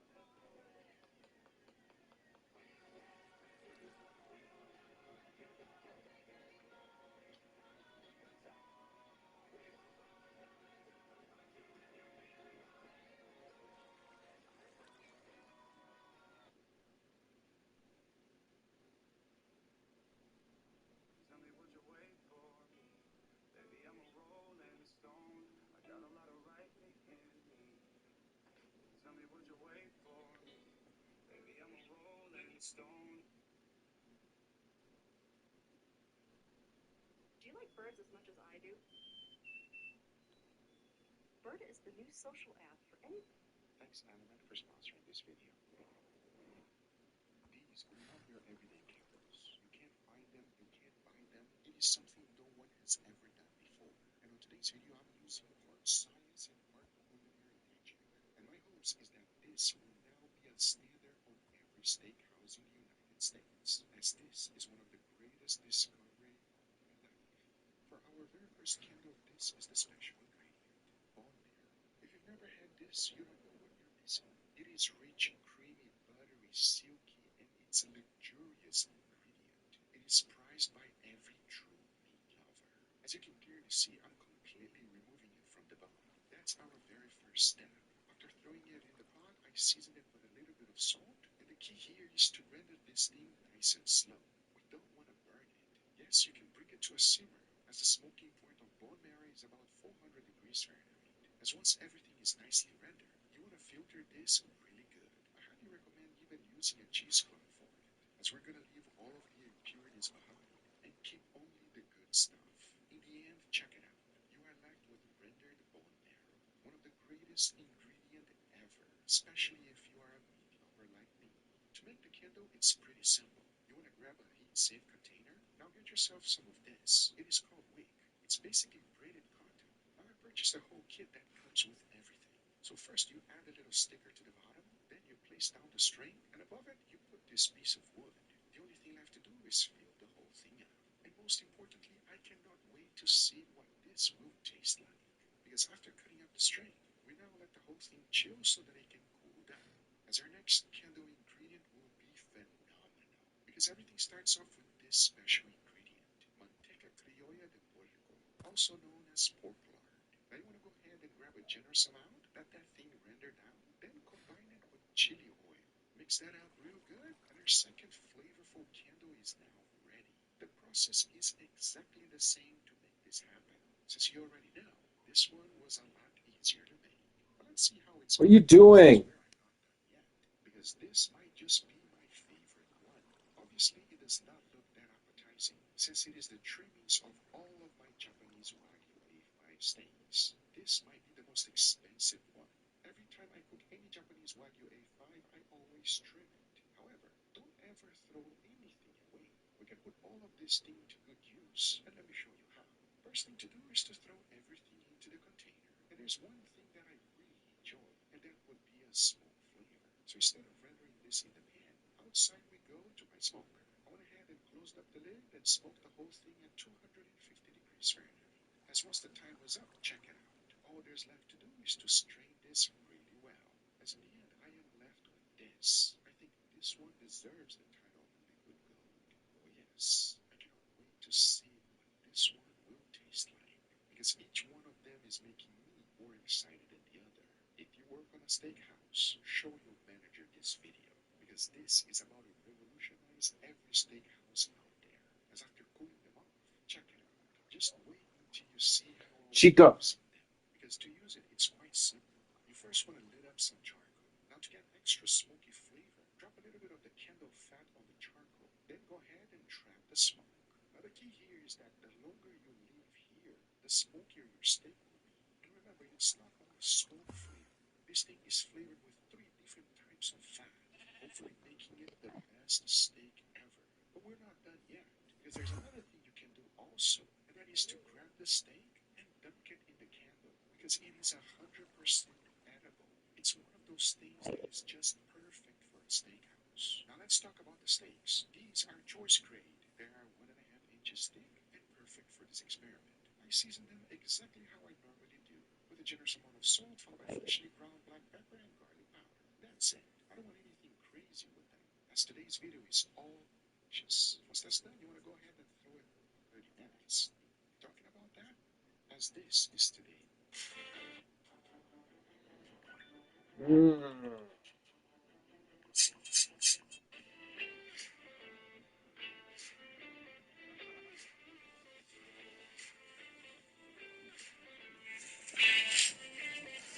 What's going on over here?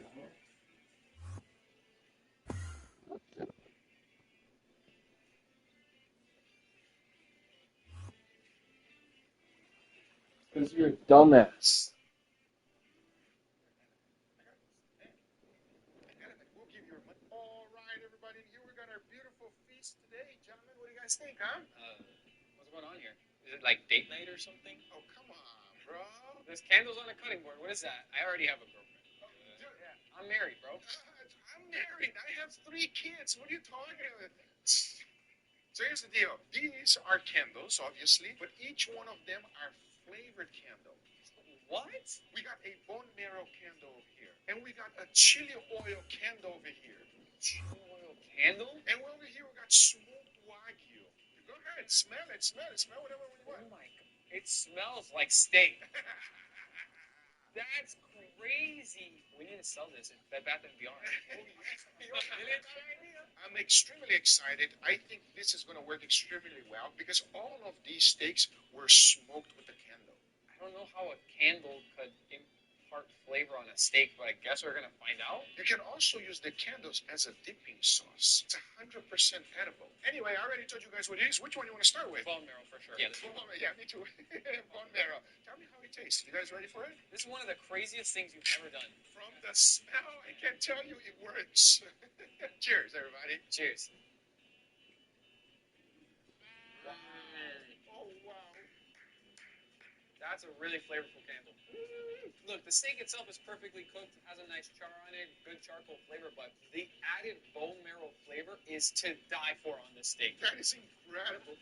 What do you think? Extremely smoky. Yes. This is super delicious and amazing flavor on that from this candle. I'm surprised. I'm so in shock how well this worked. That was delicious. I love it, but I want to try this one. See if any of the spiciness came along or not. Let's see. I want to see. Well, enough talking. Let's give it a go. Cheers, everybody. Cheers.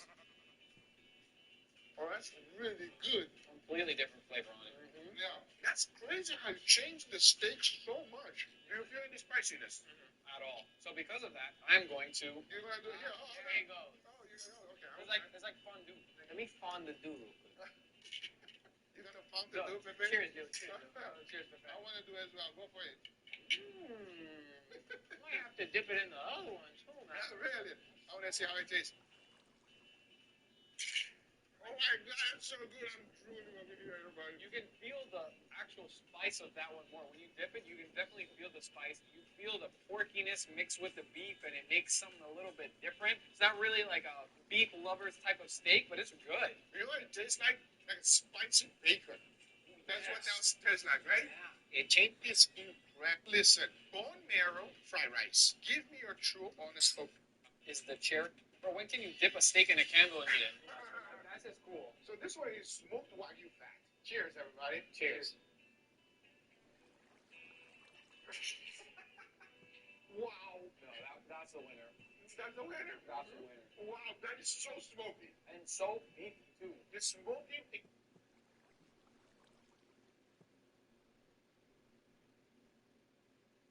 This family was so frugal that they only ate one bowl of instant noodles a day. The mom took one bite, then disappeared with half the bowl. The son took 2 bites, and it was gone. By the time it was the daughter's turn, only soup was left in the bowl. The father swallowed hard and pretended he didn't like soup, so the daughter drank up every last drop. Luckily, there was still half a noodle left. In the end, the father only got to eat half a noodle. He licked the salty residue from the bowl, and imagined he had just enjoyed a grand feast. To save even more, the family showered at public restrooms every day, and even took home the free toilet paper. Their extreme thriftiness came from the fact that the man owed $1 million. That's why they signed up for a saving money competition. 2 families, 1 house, 7 days, a $400 budget. The family that spent the least would win a $10,000 prize. This was the man's family's only shot at changing their fate, but on the first day in the frugal house, both families chose to sleep, because everything cost money there. Even flushing the toilet cost $1. They could tolerate it during the day, but by night, the man's family couldn't take it anymore. The mom paid $5 to take a shower, and the son ate a bowl of instant noodles. Meanwhile, the rival family tightened their belts, literally, and just kept sleeping through their hunger. At the end of day 1, the rival family was in the lead, but the man's family was too weak from hunger, and had no choice but to visit a supermarket for free samples. They started stuffing their faces. Just then, the mom rushed over and snatched an unswallowed piece of steak from the man's mouth. After eating their fill, each of them made an excuse and quietly slipped away. Later, the daughter tried the same trick as the man, but was caught by a store employee. Though they didn't spend a penny all day, they were still losing, because the rival family hadn't left left their beds for 2 full days. Then fate turned. A gust of wind blew away $100 from the rival family's budget, hidden under a pillow. That gave the man's family the lead. They were thrilled and decided to splurge on a celebratory feast. Coincidentally, a restaurant was running a promotion, $1 per chicken. They rushed in and ordered 4 chickens, but the restaurant had a rule, only 1 chicken per table. So they quickly split up and sat 1 person per table. When the server brought out the chicken, everyone was stunned. The so-called chicken was just a pot of spicy peppers, with a few tiny pieces of chicken inside. Still, they were too hungry to complain and started eating. But the food was so spicy, they couldn't handle it and shouted to get the check. The restaurant told them there'd be a fine for wasting food. So the mom urged everyone to keep eating. She wanted to buy a bottle of water to cool the heat, but the mineral water cost $30. Turns out the restaurant had set a trap. The spicy food was meant to force customers into buying overpriced drinks. The man's family had fallen right into it. When the man raised his hand to settle the bill, the restaurant brought out a scale and even charged for the leftover soup. So the family had no choice but to drink every last drop of the spicy soup. Afterward, the mom rushed to the bathroom to drink tap water, but the restaurant had already shut off the water supply to prevent anyone from doing that. While she was in the bathroom, the other 3 poured their leftover chili soup into her bowl. When she came back, the 3 exchanged glances and bolted. The mom was instantly devastated, but in order to avoid wasting food and being fined, she had no choice but to lift the bowl and drink all the leftover spicy soup in one go. In the end, the entire meal only cost them $4. This family was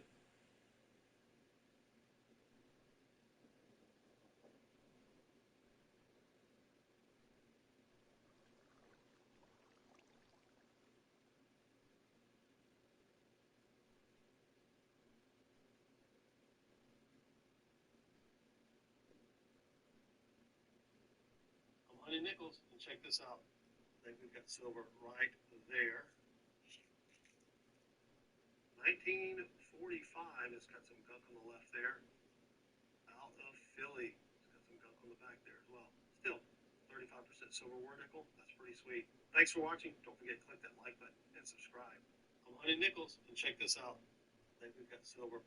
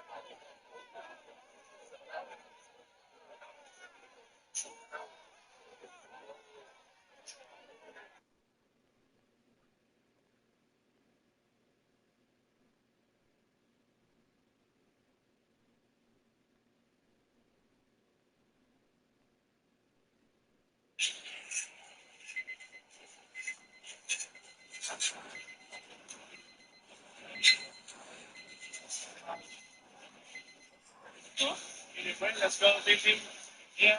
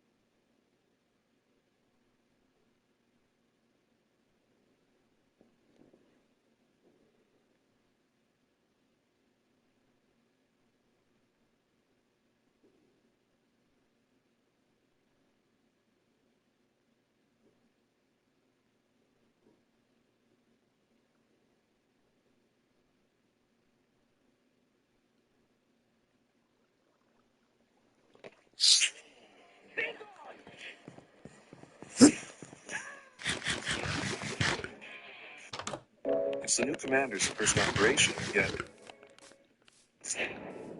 standing before them are the Nikkeis of the counters. Amid the complex situation within the Ark, a new mission to the Northern Surface, and a joint operation with the Unlimited Squad, the commander and the Nikkeis embark on a journey of growth, exploration, and fight against the Raptors. But in this battle, what fate awaits them?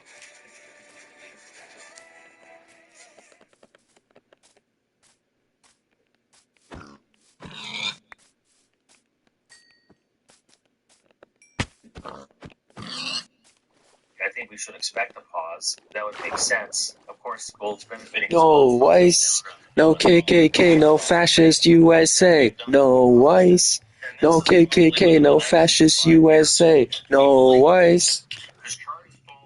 Gold is following its historical pattern in a bull market, which means what? It means in this bull market, the peak will be somewhere close to $6,000 an ounce. So I am not trading around it. I am buy and hold, and if there's dips, I call my dealer and I buy more gold bullion, or actually what I prefer now are gold coins. Gold prices held onto modest gains on Tuesday after rebounding from an intraday low near the $3,300 mark, as optimism around U.S.-China talks lifted overall risk sentiment and drove U.S. equities higher. The yellow metal was last seen trading around $3,328, up 0.10% on the day.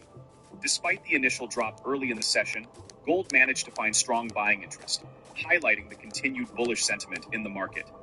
The broader outlook remains favorable, with dips being viewed as buying opportunities. The presence of central banks as consistent gold buyers reinforces this outlook, particularly in an environment marked by macroeconomic uncertainty and geopolitical risks. David Rosenberg, a senior financial analyst, notes that while short-term pauses in gold's rally are to be expected, the longer-term outlook is significantly more bullish.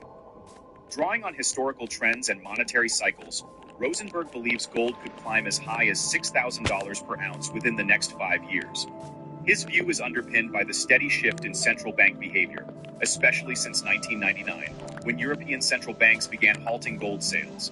Since then, many central banks, particularly those outside the BRICS bloc, have become net buyers, gradually shifting their reliance away from the US dollar.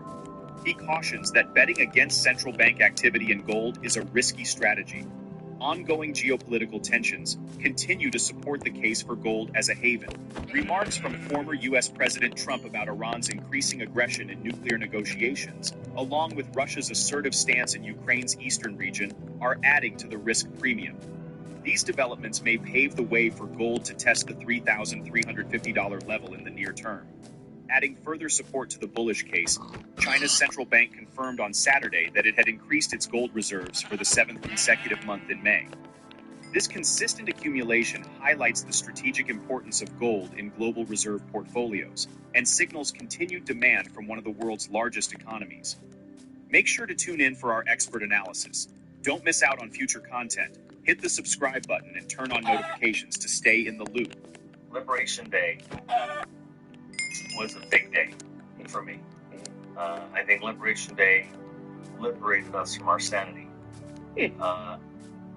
When Donald Trump went in front of the cameras with all these reciprocal tariffs, and every country had a different number. That was like a bingo game. But there was a method to that madness, because those levies reflected two numbers. And that's why each country had a different number, because it reflected the ratio of the bilateral trade surplus that country X ran against the United States.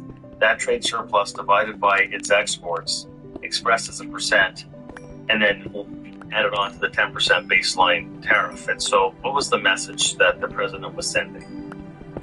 Was that he wants the bilateral trade surpluses that countries have with the United States to vanish completely.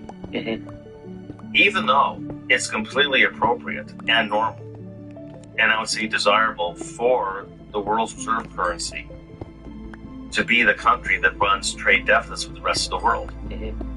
Because being the world's reserve currency means that you attract all this capital inflow. That capital inflow generates wealth, generates spending that gets spent on imports.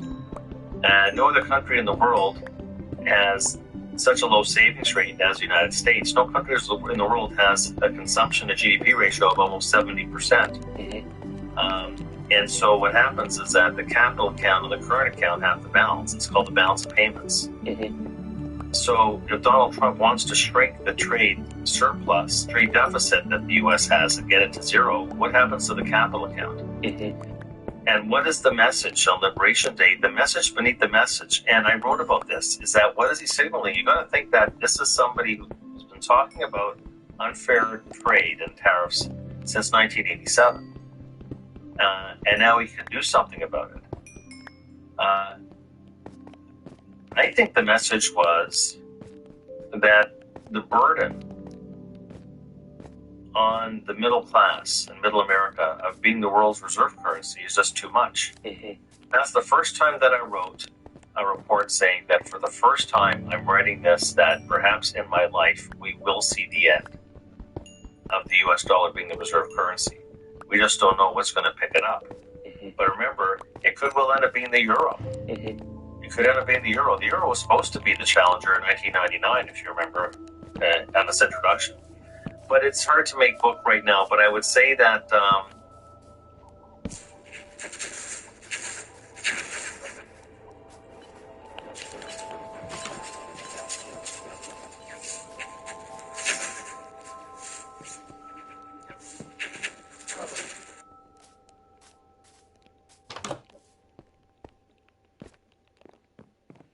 My client is done being B tier. From what we can tell, his numbers are decent. Gotcha.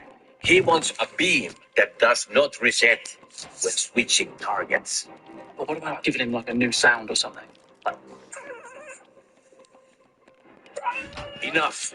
You have 48 hours. No evolution. He walks. I walk, he climbs. Well.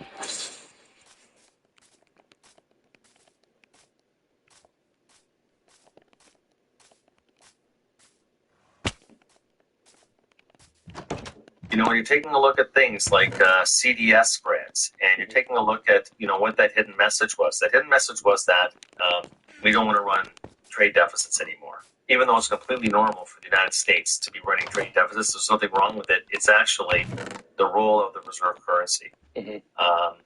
Understanding that the balance of payments have to balance. And the message, like I said, is that maybe the world's reserve currency is just too much to bear. And look, this is you know, I think that Donald Trump will continue to push the envelope. You're asking me, is he moving to reset and reshape balance of trade? 100%. And the last president to have done it on this scale was Richard Nixon. Correct? Richard Nixon. And so going off the gold standard. So this is going to be, so I think that we are in the early stages of heightened state of uncertainty, confusion, and chaos. It's not going to go away anytime soon. As far as Donald Trump's concerned, this is all going to be for the greater good. You know, as far as gold is concerned, look, gold, how do you value gold?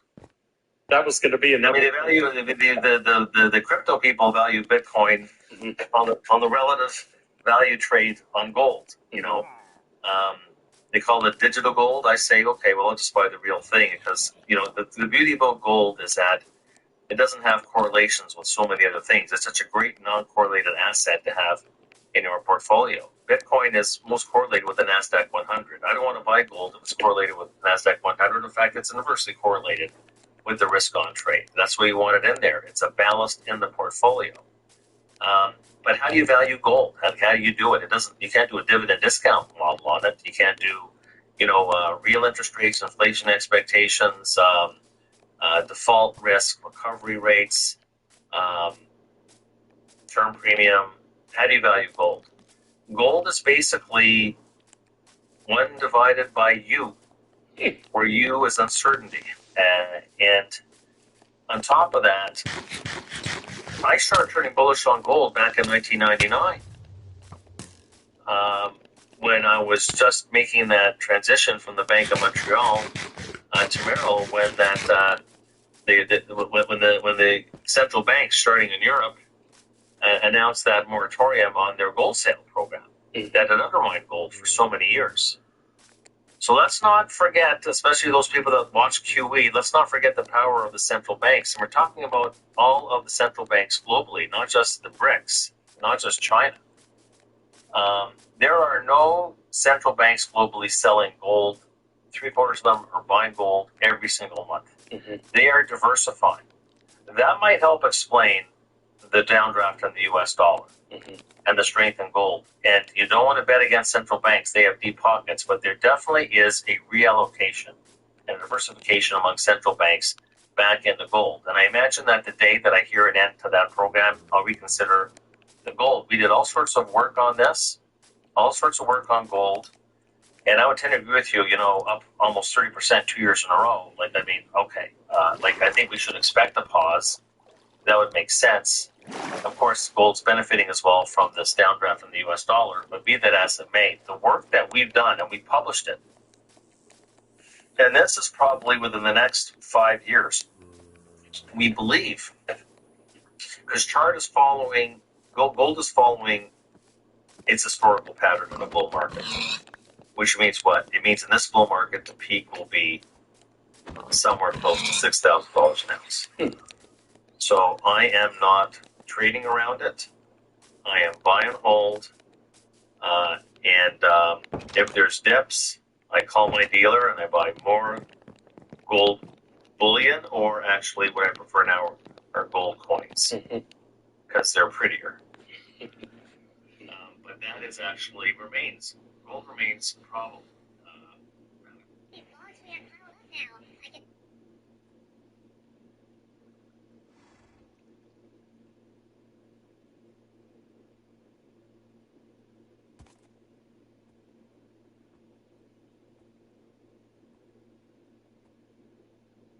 Dude, I don't want to know how many crusty socks are in this room. I collect anime figures. What did you spend on anime figures? I was spending about a month, maybe a bit more.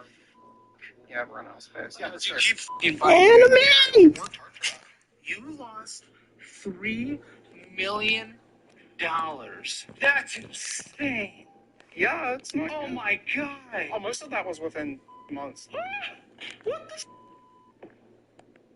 Download my budgeting app today and take control of your money once and for all. And for a limited time only, sign up for the annual version of Premium and get my cookbook and notebook signed and mailed directly to you. Link in the description and pinned comment below. Hi, my name is Matt. I'm 28 years old and I'm from Everett, Pennsylvania, and this is Financial Audit.